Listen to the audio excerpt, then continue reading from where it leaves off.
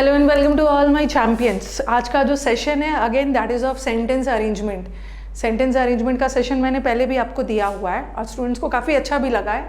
और जो भी हमारे स्टेनो वाले स्टूडेंट हैं जिनका कहना है कि मैम मेरा स्कोर नहीं बढ़ रहा है, 70 में स्टक हो गया है, इसी कारणों से नहीं हो रहा है, ठीक है। तो जो स्टेनो वाले स्टूडेंट्स है, CPO वाले स्टूडेंट्स है, जहाँ इंग्लिश का वेटेज भर भर के है, तो ऐसे वाले स्टूडेंट्स ना जिनका स्कोर रुक गया है 60-70 पे, आपका स्कोर 90 प्लस आएगा। कैसे नहीं आएगा? मैंने कितने सारे आपको इंग्लिश के मार्क्स कम्युनिटी पे शेयर किया जहाँ बच्चों के 90 प्लस 85 प्लस आ रहे हैं, आपका भी आएगा। बस थोड़ा सा आपको अपनी स्ट्रैटेजी सही रखनी है। मैंने कमेंट बॉक्स में देखा मैक्सिमम स्टूडेंट्स का डिमांड आ रहा था, मैम स्टेनो का कुछ स्ट्रैटेजी बताइए, हमारा स्कोर 70 पे रुक गया है। तो आपका स्कोर रुका है पैसेज की वजह से, क्लोज टेस्ट की वजह से और PQRS की वजह से, और इसी स्कोर को आगे बढ़ाने के लिए तो मैं ये बैच लेके आई हूँ। और आज का जो सेशन है ना, आज जो मैंने सेंटेंस अरेंजमेंट सारा पिक किया है, इस बार CHSL के एग्ज़ाम से किया है। बच्चों का ये कंप्लेन आया था, बच्चे बोल रहे थे कि मैम इस बार CHSL का पेपर ना टफ आया था और ख़ासकर रुला दिया सेंटेंस अरेंजमेंट ने। तो मुझे जहाँ तक CHSL का पेपर एक ट्रेलर लग रहा है। CHSL के पेपर में थोड़ा सा फेरबदल था, नाम तो CHSL था, 12th लेवल का एग्ज़ाम है, बट पेपर CGL से भी खतरनाक आया था। तो ये जो पैटर्न थोड़ा सा चेंज हुआ है ना, तो मुझे लग रहा है कि CHSL पैटर्न वाले ही क्वेश्चंस आए हैं, तो थोड़ा सा लेवल को हम लोग एक लेवल और ऊपर बढ़ाएंगे। इस बार का अरेंजमेंट अच्छा खासा आया था। आज तो मैंने ठीक ठाक वाला चुना है, बहुत लेंदी वाला भी आया था जो बोर्ड में शायद कवर नहीं हो पाता है, तो वो सबको मैं बाद में करवा दूँ, ठीक है। आज मैं आपको 7 करवाने वाली हूँ, 7 अरेंजमेंट करवाने वाली हूँ, और जो 8th वाला है मैं उसको होमवर्क दूंगी। जब ये वीडियो आपके पास वेंसडे को जाएगा तो आप कमेंट बॉक्स में ना 8th वाला, 8 नंबर वाला जो PQRS है, सेंटेंस अरेंजमेंट है, उसका कमेंट बॉक्स में आप लोग आंसर दोगे, ठीक है। तो ये मत सोचना ना कि मैम ने तो 8 दिया है और सिर्फ 7 ही डिस्कस किया है, 8वां मैंने आपके लिए छोड़ा है। कमेंट बॉक्स में आप आंसर देना, मुझे भी तो पता चले कितना आप लोग सीख रहे हो। ओके, ये सारा CHSL का है, इस बार का CHSL का है। ओके, चलो लेट्स स्टार्ट। ये आपके पास अरेंजमेंट है। अब मैं भी स्टूडेंट बन के इसको कर रही हूँ। Because the educational institutions teaching staff is actively involve. Because से तो कभी भी हमारा वाक्य स्टार्ट ही नहीं होगा, और खैर बिकॉज ऑप्शन में है भी नहीं। जब भी आप सेंटेंस अरेंजमेंट बना रहे हो ना, तो अपना ऑप्शन देखो, अपना ऑप्शन देखो कि 2 ऑप्शन D से शुरू हो रहा है और 2 ऑप्शन C से शुरू हो रहा है, ठीक है। तो अगर अब D और C 2 ऑप्शन D से शुरू हो रहा है, अच्छा एक B से भी हो रहा है। अच्छा एक चीज़ है, दीज एक्सरसाइजेज तो हट जाएगा ना, दीज एक्सरसाइजेज मतलब दीज एक्टिविटीज़। तो दीज एक्टिविटीज़ मतलब कौन सा एक्टिविटीज़? कुछ एक्स्ट्रा करिकुलर की बात हो रही है, तो C तो बिल्कुल भी नहीं होगा, तो हम अपना C वाला हटा देंगे। अपने ऑप्शंस को एलिमिनेट करिए, ऑप्शंस को छाटते जाइएगा ना, तो आपका काम इजी हो जाएगा। अब देखो हमारा 2 ऑप्शन क्या से शुरू हो रहा है, हमारा 2 ऑप्शन D से शुरू हो रहा है और एक ऑप्शन B से शुरू हो रहा है। अगर हम सक्सेसफुल हो जाते हैं ना D को छाटने में, तो हमें अपना आंसर आराम से मिल जाएगा। लेकिन अगर आपको लग रहा है कि B होगा, तब तो हमें इन दोनों में चुनना होगा। अब सेंटेंस देखो, अब आप पूरा ध्यान लगा दो B और D पे, B और D पे ध्यान लगा दो। C ऑप्शन तो हट ही गया, C से तो शुरू ही नहीं होगा। करिकुलर और एकेडमिक एक्टिविटीज़, जो एकेडमिक एक्टिविटीज़ होते हैं, जो स्कूल कॉलेजेस में होते हैं, क्लासरूम में curricular academic activities, refer to activities, ये उन एक्टिविटीज़ को कहा जाता है जो स्पेसिफाइड कोर्सेज ऑफ स्टडी को कवर करता है, ठीक है। स्पेसिफाइड कोर्सेज ऑफ स्टडी को कवर करता है। और दूसरा में बोला है in laymen's terms. Laymen's term मतलब लेमेन लैंग्वेज मतलब इन सिंपल लैंग्वेज। अगर मुझे किसी नौसीखिए को समझाना हो कि करिकुलर एक्टिविटीज़ क्या होता है, तो मैं उसे ऐसे ही समझाऊंगी। तो इन लेमेन टर्म्स मतलब इन सिंपल टर्म्स। अब आपको डिसाइड करना है कि कौन सा पहले होगा, पहले B होगा या D होगा। और देखो इन्होंने यहाँ बोला है करिकुलर एक्टिविटीज़, जिसको कि हम एकेडमिक एक्टिविटीज़ भी बोलते हैं, और यहाँ पे सिर्फ करिकुलर का नाम लिया है, करिकुलर का नाम लिया है। तो अब क्या देखना है कि आप जब भी किसी चीज़ की परिभाषा देते हो ना, तो पहले तो उसको बोलते हो कि अरे फोटोसिंथेसिस ये होता है। अगर हम सिंपल शब्दों में बोलें, अगर आसान शब्दों में बोले, तो इसका मतलब ये है। तो पहले हम क्या करते हैं ना, उसका डेफिनेशन देते हैं और उसके बाद बोलते हैं कि आसान शब्दों में इसका मतलब ये होता है। तो आसान शब्दों वाला लेमेन्स लैंग्वेज ये वाला बाद में आएगा, इसका मतलब ऑप्शन B से शुरू हो, तो आंसर ये हो। आंसर यही है, ठीक है। इन्होंने बी में बोला है कि करिकुलर एक्टिविटीज या एकेडमिक एक्टिविटीज, यहाँ पे दो नाम दिया है इसका, या तो करिकुलर बोलो या तो एकेडमिक बोलो, और फिर इसी को सिंपल लैंग्वेज में समझाया है। बी के बाद डी होगा। फिर सी बोला है दिस एक्सरसाइजेस बच्चों के लिए ओवरऑल डेवलपमेंट के लिए बहुत ज़रूरी है। क्यों? क्योंकि इसमें स्कूल का टीचिंग स्टाफ इन्वॉल्व होता है। तो answer is first. Okay, now let us move to second. Next वाला चलो देखो, टाइम दिया आपको। अब मैं क्या करूँगी, मेरे पास टाइम कम है क्योंकि इस बार का एग्ज़ाम ना सारा टाइम का खेल है, टाइम का खेल है। आप देखते जाओ, देखते जाओ, देखते जाओ। There is no telling, there is no relationship, हाँ, there is no telling when a squabble between a couple. Squabble का मतलब है झगड़ा। जब झगड़ा होता है कपल के बीच में, तो देख लो, सेंटेंस देख लो। देखो देखो, मुझे क्या करना है ना, मुझे देखना है, देखो, arguments, disagreements and conflicts are extremely common. किसी भी रिलेशनशिप में झगड़ा झंझट तो होता ही है, आर्ग्यूमेंट्स होता है। फिर ये बोल रहे हैं but it may seem normal. Normal का मतलब क्या है? कॉमन। ये बोल रहे हैं कि किसी भी रिलेशनशिप में झगड़ा तो होता ही है, ठीक है, लेकिन ये साथ में यही बोल रहे हैं बट ये जो आपको ये झगड़ा, कपल लोग को लगे कि ये झगड़ा वगड़ा बहुत कॉमन चीज़ है, झगड़ा तो होता ही है, बट आपको ये नॉर्मल लगे, आपको ये नॉर्मल लगे, it may seem normal to you, but your child may be negatively affected. आपको ये झगड़ा झंझट नॉर्मल लग रहा है। पहले बोलेंगे किसी भी रिलेशनशिप में झगड़ा झंझट होता है, ये कॉमन है, बट आपको ये कॉमन लगे, बट आपके बच्चों पे इस पर बहुत बुरा असर पड़ता है। तो आई थिंक आप एग्री करेंगे कि डी के बाद ही ए होगा, डी के बाद ही ए होगा। और यहाँ पे ए के बाद डी, यहाँ भी ए के बाद डी, यहाँ भी ए के बाद डी। तो आंसर ये, आंसर सेकंड वाला। देखो, इसको बनाने नहीं सीखना है, इसको कैसे जल्दी बनाना है ये भी सीखना है।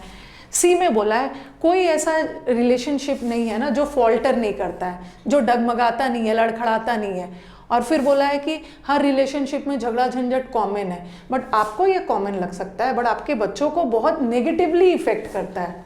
ए में बोला है कि नेगेटिवली इफेक्ट करता है, और नेगेटिव इफेक्ट में ना बी में बोला है कि कैसे कैसे इफेक्ट करता है, नेगेटिवली इफेक्ट करता है, और इसका इफेक्ट यहाँ पे बच्चों को एकदम डिस्ट्रॉय कर देता है। तो आंसर इज दिस। चलो थर्ड पे आ जाते हैं। थर्ड पे अच्छे से देखिए, क्योंकि मैं बहुत छोटा छोटा सेंटेंसेस लेके नहीं आई हूँ, मैं ठीक उसी लेवल से करवा रही हूँ ना जो एग्जाम में आता है। आपके पास इतना टाइम नहीं है ना कि छोटे छोटे सेंटेंसेस से प्रैक्टिस करोगे। आपका सीपीओ आ गया, आपका स्टेनो आ गया, आपका सीजीएल आ गया, तो जो एग्जाम में आया हुआ है इस साल, ठीक, मैं वही लेके आ रहा। हाँ, it is unquestionably evident COVID-19 change the form, one of the most affected areas. अब मैं क्या करूंगी ना, अब मैं क्या करूंगी, दिस वायरस, कौन सा वायरस? COVID-19 का वायरस। दिस वायरस मतलब COVID-19 वाला। इसका मतलब है कि बी के बाद ही ए होगा।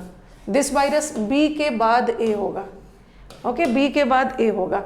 बट यहाँ ए के बाद बी खत्म, यहाँ भी ए के बाद बी खत्म। देखो, बी के बाद ये यहाँ भी है और बी के बाद ए यहाँ भी है। अब देखना है कि हमारा ऑप्शन सी से शुरू होगा या बी से। हमारा ऑप्शन सी से नहीं शुरू होगा, क्योंकि one of the most affected areas, बहुत सारे अफेक्टेड एरियाज में से जो एक एरिया इफेक्टेड हुआ है वो था एजुकेशन। लेकिन आप बताओगे ना, one of the most affected areas, जो एरिया सबसे प्रभावित हुआ वो एजुकेशन था, लेकिन आपको ऐसा पहले बताना होगा कि किस वजह से इफेक्टेड हुआ। तो कोविड के वजह से, इसका मतलब है सी पहले नहीं आएगा, बी आए। इन्होंने बी में बोला है कोविड ने पूरा चीज़ ही, हर क्षेत्र में, एवरी फील्ड में कोविड का प्रभाव पड़ा। कोई ऐसा क्षेत्र नहीं है ना जो कोविड से बचकर निकला।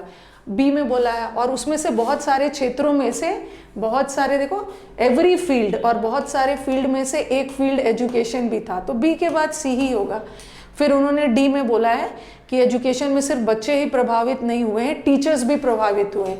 टीचर वाला प्रोफेशन भी प्रभावित हुआ है, और टीचर के प्रोफेशन के अलावा अदर प्रोफेशन, पहले तो टीचर का प्रोफेशन बताया डी में, फिर ए बोला, फिर बाकी सारे प्रोफेशन भी प्रभावित हो। ठीक है, मैं साइड में हूँ, थोड़ा आपको दिखना चाहिए। नेक्स्ट वाला फर्दर मोर, मैं अपना ऑप्शंस छांटूंगी। फर्दर मोर दिस प्रोवाइड्स, ये तो बी तो हमारे ऑप्शन में है ही नहीं। पहले देख लो it is possible for a rational person to deny the advantages of smartphones.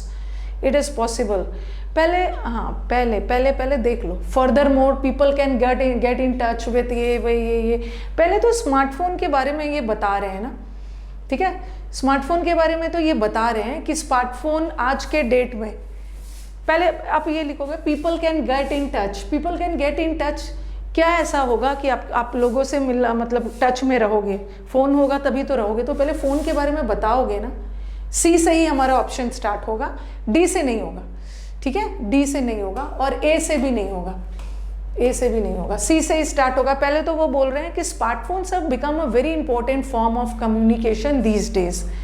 पहले तो स्मार्टफोन बहुत इंपॉर्टेंट हो गया है आज के डेट में, और कैसे इंपॉर्टेंट हो गया है आगे जाके उसके बारे में पूरा बताया।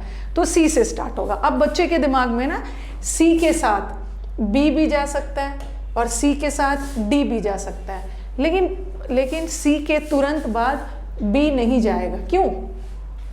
क्योंकि अगर दिस प्रोवाइड्स, अगर आप सोच रहे हो ना कि मैम ये दिस स्मार्टफोन के लिए है, हम सी के बाद बी कर सकते हैं ना स्मार्टफोन्स के लिए, तो बिल्कुल नहीं है, क्योंकि यहाँ का स्मार्टफोन्स प्लूरल है, स्मार्टफोन यहाँ प्लूरल है। तो अगर ये प्रोनाउन स्मार्टफोन्स के लिए दिस लगा है ना, तो ये स्मार्टफोन्स तो प्लूरल है, तो यहाँ पे दिस नहीं होना चाहिए था, दीज होना चाहिए था, दीज प्रोवाइड। तो सी के बाद तो बी बिल्कुल नहीं हो। Answer is this. ये बोल रहे हैं कि स्मार्टफोन आज के डेट में बहुत इंपॉर्टेंट हो गया, बहुत एडवांटेजेस हो गए हैं आज के दिनों में इसके, और it is possible for a rational person to deny the advantages of smartphones as they are devices suitable for a wide. It's impossible, कोई भी एक लॉजिकल पर्सन ना स्मार्टफोन के एडवांटेजेस को नकार नहीं सकता है। तो सी के बाद बी बिल्कुल नहीं होगा, सी के बाद डी। नेक्स्ट, ज़्यादा टाइम नहीं लेना है, इसीलिए मैं थोड़ा सा स्पीड में करवा रही हूँ ताकि आप भी एग्जाम में स्पीड पकड़ो। ये इस बार का CHSL का पेपर है, और आपको लग रहा होगा कि मैम CHSL में इतने डिफिकल्ट आए हैं। बिल्कुल आए हैं, बिल्कुल आया है, और अब इस बार आपके एग्जाम में भी आएगा, इसी लेवल का आएगा। चलो बताओ। It provides a high quality, यह प्रोवाइड करता है हाई क्वालिटी अपॉर्चुनिटी। यह मतलब क्या? इट, यह मतलब यह प्रोनाउन है, तो ए तो होगा ही नहीं, ए तो हट ही गया। इट्स पोटेंशियल मतलब इसका पोटेंशियल एडवांटेजेस, इसका एडवांटेजेस मतलब किसका, किसी के लिए होगा, डी भी नहीं होगा, डी। अब हमें पता, देखो जब भी एग्जाम में देने जाते हो ना, आप एग्जाम में पेयर होते हो तो 2 ऑप्शन तो आराम से छांट लेते हो, तो कोशिश करो एलिमिनेशन पे और थोड़ा जल्दी। अब सी से ही स्टार्ट होगा। सी में बोला है ना इन्होंने, सी में बोला है online education is an amenable instructional delivery process that includes any learning that takes place via the internet. हाँ, तो चलो बताओ इसके बाद क्या होगा, इसके बाद क्या होगा। और हाँ, और यस, अब बच्चों के दिमाग में आएगा कि मैम देयरफॉर वाला लास्ट होगा ना, देयरफॉर वाला लास्ट होगा, बिल्कुल लास्ट होगा। यहाँ पे बोला है, देखो सी में बोला है ऑनलाइन एजुकेशन बहुत अच्छा होता है। ओके, कहाँ ऑनलाइन एजुकेशन बहुत अच्छा एमिनेबल है, और इसका एडवांटेज बताया है। जो इंटरनेट के थ्रू ऑनलाइन एजुकेशन होता है, इसका एडवांटेज बताया है डी में, ठीक है, डी में एडवांटेज बताया है। और दूसरा इन्होंने फिर ए में क्या बताया, इट प्रोवाइड्स हाई क्वालिटी, ठीक है, हाई क्वालिटी है। और यहाँ पे एक चीज़ और बताया दैट, हाँ ये देखो डी में क्या बोला है, एक्सेस, आसानी से, इसका advantage involve increase educational access, मतलब आपकी ऑनलाइन एजुकेशन के वजह से ना आपकी पहुंच बहुत ज़्यादा है। कहाँ पे क्वालिटी लर्निंग देता है, और फिर ये बोल रहे हैं एजुकेशनल चॉइस ऑप्शंस है। चॉइस ऑप्शंस है मतलब क्या, आप कहीं भी किसी भी टाइम में क्वालिटी एजुकेशन ले सकते हो, तो आपके पास चॉइस है। इसका मतलब है ए के बाद ही होगा बी, लास्ट वाला बी हो, ए के बाद ही बी होगा, बी के बाद ए नहीं होगा, ठीक है। आपके पास यहाँ पे बोला है ना, आपके पास चॉइस है। क्या क्या चीज़ का चॉइस है, किसी भी टाइम में क्लास ले सकते हो, कहीं से भी बैठ कर ले सकते हो। तो 5th हो गया। अब नेक्स्ट वाला सारे CHSL का है। नेक्स्ट, अब मेरे को अपना ऑप्शंस छांटना हो। मेरे को क्या दिख रहा है, मेरे को दिख रहा है यहाँ पे हाँ, प्रॉपर इक्विपमेंट और सच इक्विपमेंट। सच इक्विपमेंट मतलब ऐसा टूल, ऐसा इक्विपमेंट मतलब कौन सा? Preventive, proper equipment. ऐसा प्रॉपर इक्विपमेंट चाहिए कि आपका कान वगैरह डैमेज ना हो, उसके लिए तो प्रॉपर इक्विपमेंट चाहिए। और ये नॉइस कैंसिलेशन एक ऐसा प्रॉपर इक्विपमेंट का एग्जाम्पल है। इसका मतलब है कि बी के बाद ही हो। पहले तो प्रॉपर इक्विपमेंट की बात करेंगे और ऐसा इक्विपमेंट चाहिए, एक प्रॉपर इक्विपमेंट चाहिए जिससे आपका कान वगैरह बचा रहे, बी के बाद ही ये होगा। और यहाँ ए के बाद बी, ठीक है, ए के बाद बी, और यहाँ भी ए के बाद बी। अब हट गया। अब देखो, या तो बी से शुरू होगा या तो सी से शुरू होगा। बी से आंसर हमारा सी से ही शुरू होगा ना। पहले तो ये बता रहे हैं noise exposure is the primary reason for hearing loss. कभी कभी क्या होता है, जो वर्कर्स है ना, जहाँ पे बहुत तेज आवाज़ होती है, उस वाले सर्कमस्टांसेस में वो काम करते हैं, जिस वजह से ना उन्हें सुनने में दिक्कत होती है। तो सी से ही शुरू होगा ना। पहले तो बोलेंगे ना कि नॉइज़ एक्सपोजर की वजह से बच्चों को बोल रहे हैं, वर्कर्स को सुनने में दिक्कत होती है। और सुनने में दिक्कत होती है तभी तो उसके लिए कोई कदम उठाया जा रहा है कि आपने मतलब आपकी सुनने की क्षमता ना चली जाए, तो आपको अच्छा इक्विपमेंट यूज़ करना चाहिए। तो सी से ही स्टार्ट होगा। सी में इन्होंने बोला है ना, noise exposure is the primary reason, जिस वजह से वर्कर्स की सुनने की क्षमता कम हो जा रही है, सी में। फिर बोला है इट अफेक्ट्स, जो वर्कर्स है ये सबसे ज़्यादा वर्किंग क्लास को इफ़ेक्ट करता है, मेंटली भी और फिजिकली भी, डी बोला है। और फिर बोला है ना कि इनके लिए कोई प्रॉपर इक्विपमेंट चाहिए, प्रिवेंटिव मेजर इन्वॉल्व की प्रॉपर इक्विपमेंट चाहिए, और नॉइस कैंसिलेशन एक ऐसा इम्प्रूवमेंट। तो ये हो गया। अब आ जाओ, अब लास्ट आपका कम टाइम में ना, मैं देख रही हूँ कि लाइव से कम समय में ज़्यादा आउटपुट आपका रिकॉर्डेड बैच में चला जा रहा है। चलो मैं एक लास्ट और सॉल्व करवा रही हूँ, उसके बाद फिर आप लोग 8th वाला का आंसर आप मुझे कमेंट बॉक्स में लिख के भेजो। To work as a journeyman he needed to have had the 7 years of apprenticeship. देख लो, ये तो मुझे अच्छा लग रहा है। मैं क्या करूँगी, मुझे ये मेरे पास ये आया तो मैं ये देखूँगी द यूनिवर्सिटी। द यूनिवर्सिटी मतलब कोई खास यूनिवर्सिटी की बात हो रही है ना।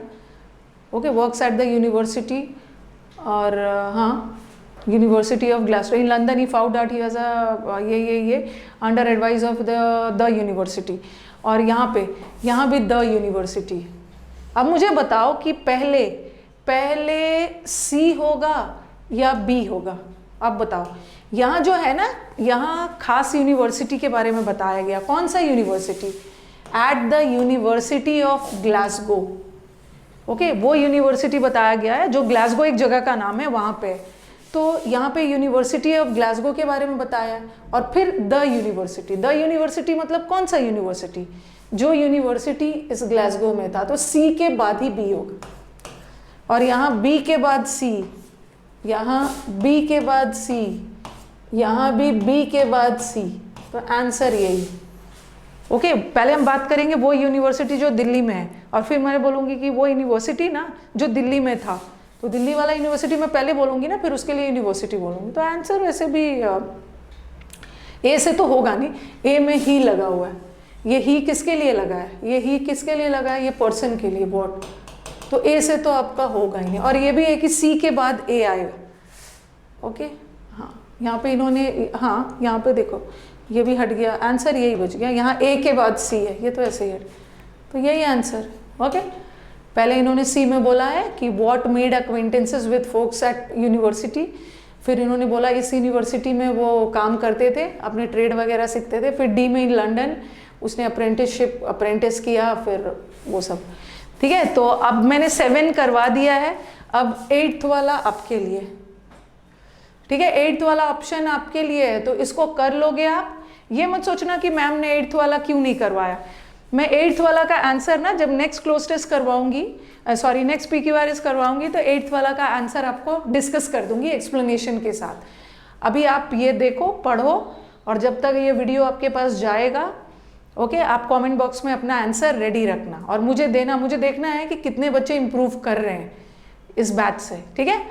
तो चलो थैंक यू एवरीवन, अब मिलते हैं नेक्स्ट सेशन में। और जिन्होंने अभी तक चैनल को सब्सक्राइब नहीं किया है ना, कर लो, बहुत अच्छा क्लासेस आपको मिल रहा है। जिनका स्कोर रुक गया है, बढ़ नहीं रहा है स्टेनो में, जैसे अब मैं क्या करूँगी, मेरे लिए पॉसिबल नहीं है ना कि सब बच्चों का आंसर मैं पर्सनली कर पाऊँ, लेकिन मेरे पास कमेंट बॉक्स में मैक्सिमम स्टेनो और सीपीओ का बच्चा का आंसर आ रहा है कि मैम स्कोर नहीं बढ़ रहा है, 70-60 पे रुक गया है। तो अब इट्स हाई टाइम कि अब अपना ध्यान ग्रामर वोकैब से ज़्यादा इस पे दीजिए।